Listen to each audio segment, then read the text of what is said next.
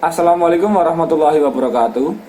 Kami dari kelompok 9 akan mempresentasikan salah satu tokoh psikolog bernama Julian Rother.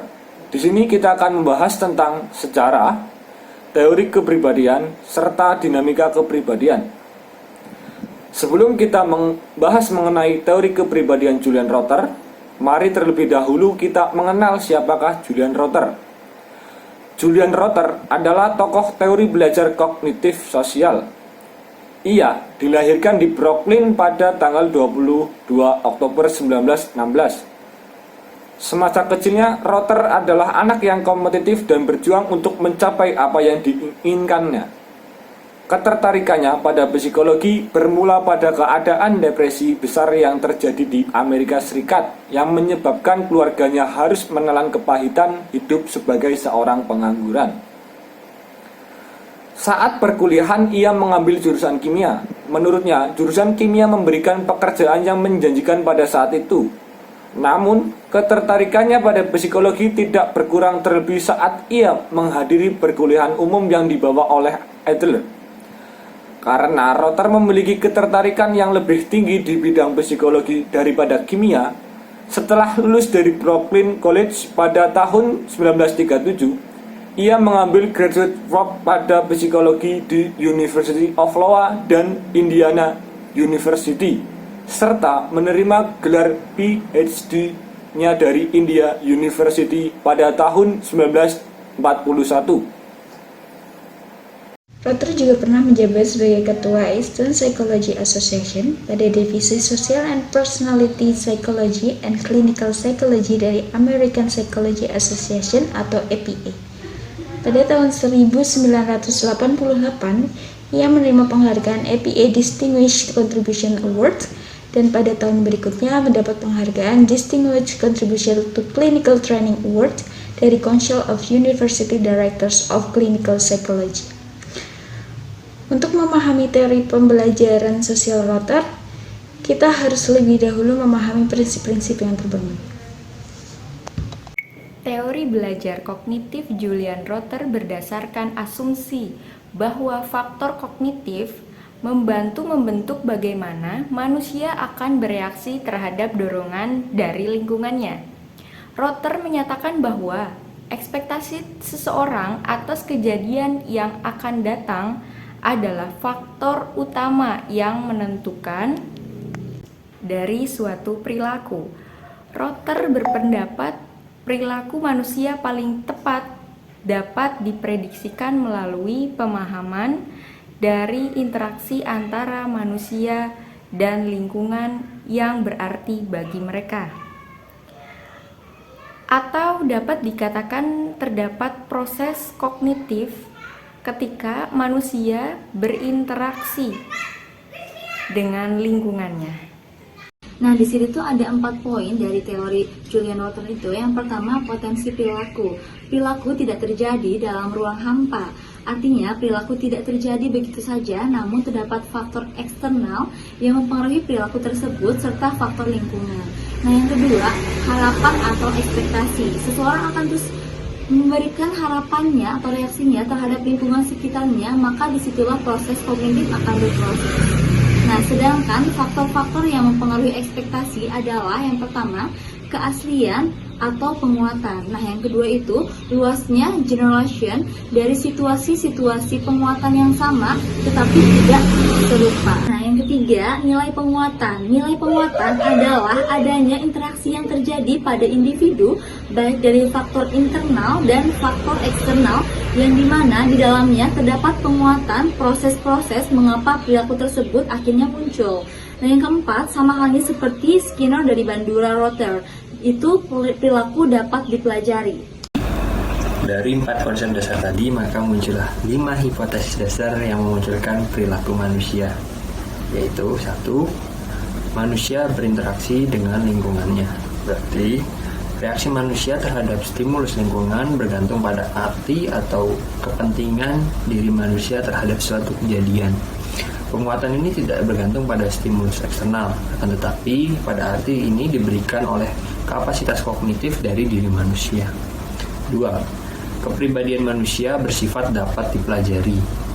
Dengan kata lain, kepribadian manusia tidak ditentukan berdasarkan dari usia perkembangan tertentu, melainkan dapat diubah atau dimodifikasi sesuai dengan kemampuan manusia untuk belajar. 3. Kepribadian manusia merupakan kesatuan yang mendasar, yang berarti kepribadian manusia mempunyai kestabilan yang relatif. Manusia belajar untuk mengevaluasi pengalaman yang baru atas dasar penguatan dari pengalaman yang terdahulu. Evaluasi yang relatif konsisten ini akan membawa pada kestabilan yang lebih besar dari kesatuan atau satuan dari kepribadian tersebut. 4. Motivasi terarah berdasarkan dari tujuannya.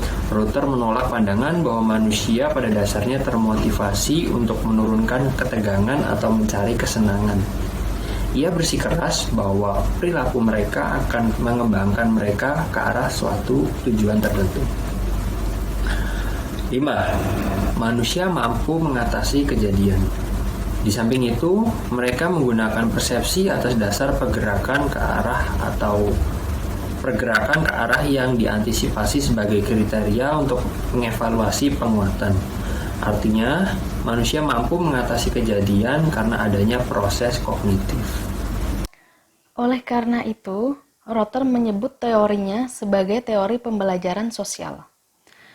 Ruther menyebut karyanya sebagai teori sosial untuk menunjukkan kepercayaan bahwa kita bisa mempelajari perilaku kita melalui pengalaman sosial atau proses kognitif.